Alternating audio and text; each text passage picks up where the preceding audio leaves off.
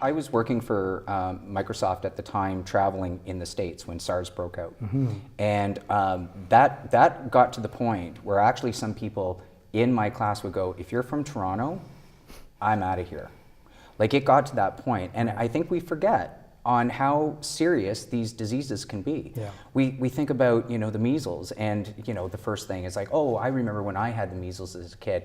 Oh boy, I don't think so. I think you're getting it mixed up with some other disease. But same thing, yeah, chicken pox and things like that. But even those can be deadly to the wrong person. They are not just these benign, you know, issues. I asked my producer to grab a picture of the iron lungs back in the 1950s, and he's throwing it up on the screen now. People forget that this was a picture in the 1950s in New York where they had stadiums filled up with iron lungs. They killed 280,000 cats. They killed 80,000 dogs. So all those animal lovers out there, guess what? They're gonna be the first to go too. Because it gets to the point where polio got so out of control, it was an epidemic. Right. And I think, you know, it's that whole adage where if you throw a frog in a boiling pot, it'll jump out, but if you slowly turn that heat up, right, it'll just boil to death.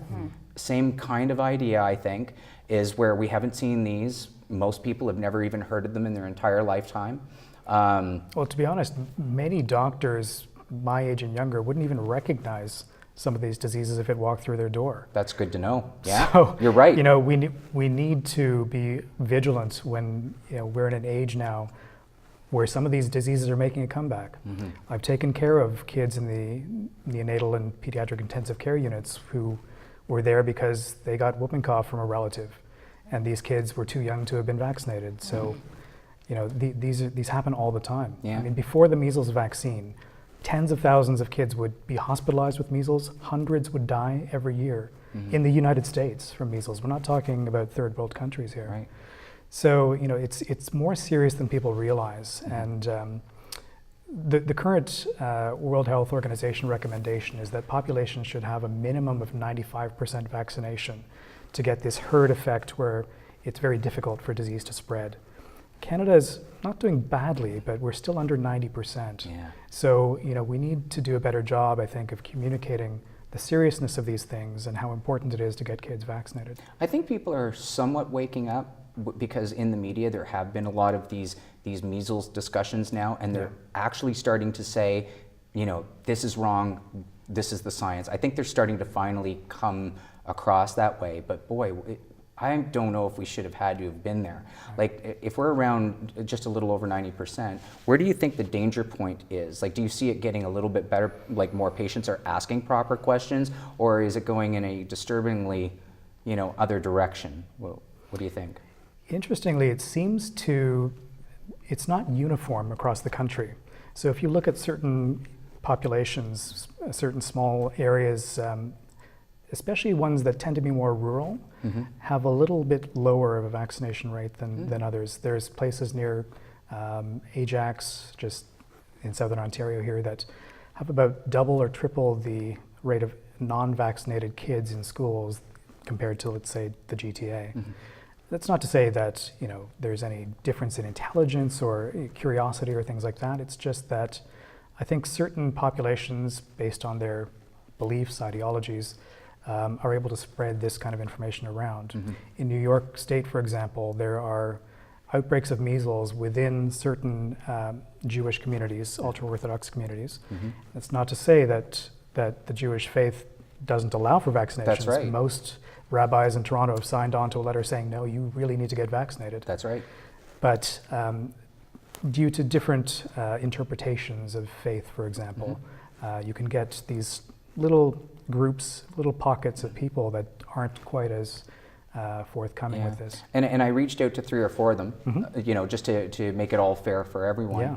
And the overwhelming response was, nothing says it in our religion that we can't do this. There would be only one that I could think of, and that was it. And it was more or less on the Jehovah's Witness side. But they also don't allow blood transfusions. So I get that. But where does church and state come in here? And this is a tough question. but I'm willing to ask it. I mean, you have church and state running. There comes a point where public health should reign supreme. The safety of others has to reign supreme over everything else.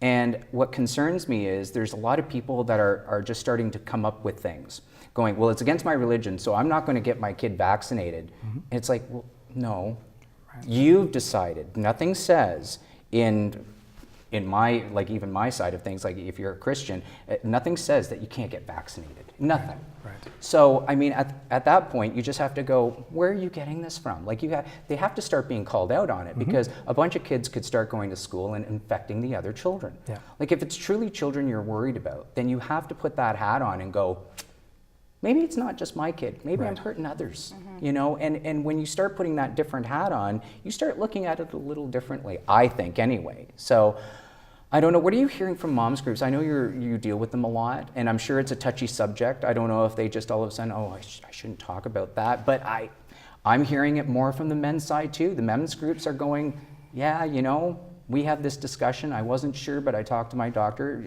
it doesn't matter. Yeah, well, I think there haven't been a lot of conversations on vaccinations specifically that I've noticed, other than the example I gave earlier. But I do remember there was one where it kind of brought it up as the example of allowing or disallowing peanuts and nuts in school. Right. Because of one child in the school that, may be allergic, we're protecting that one child. Sure. The example of vaccination goes into that too. So, there may be one child that has a suppressed immune system, which may be a good reason to have your child vaccinated, because not only does it protect your own child, but it protects that other child too. Yeah. My nephew has had a very bad allergic reaction, had to have an EpiPen all the time, learned very young, the colors and which way to hit your thigh and the whole 9 yards.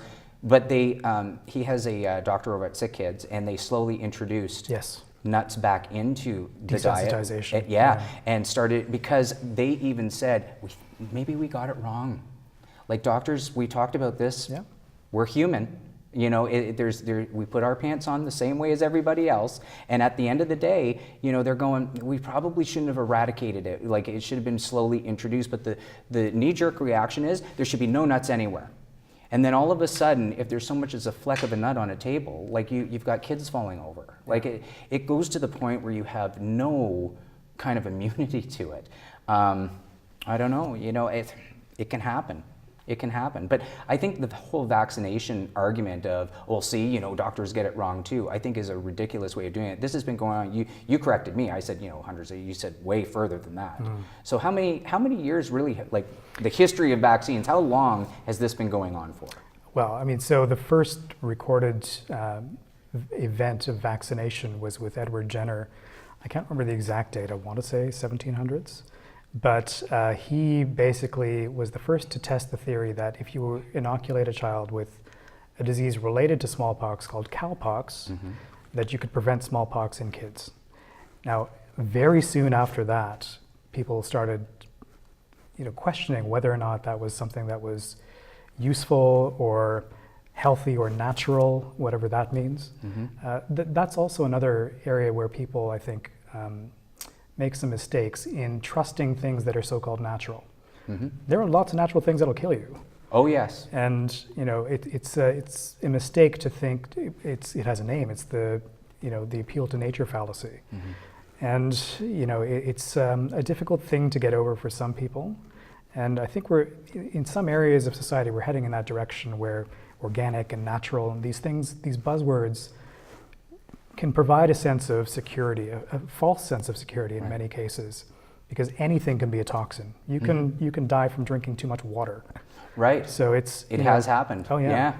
So I think again it comes down to not just educating kids in the facts, but also educating people on how to evaluate information in general.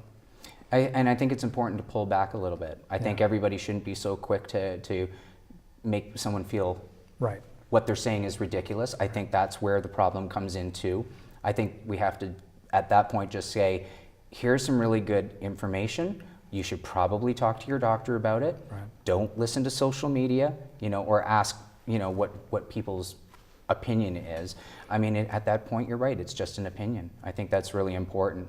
But, just to end it off tonight anyway, I did put it out to the people who didn't believe in vaccinations. If they would like to actually come on, they backed off. I think it's because when we start talking facts, I think it's really important that we have an open discussion, and everyone was kind of elevated, but I did make the offer so that they could ask questions. Right. And hopefully they'll watch this show and going, you know what, maybe I should take another look at this.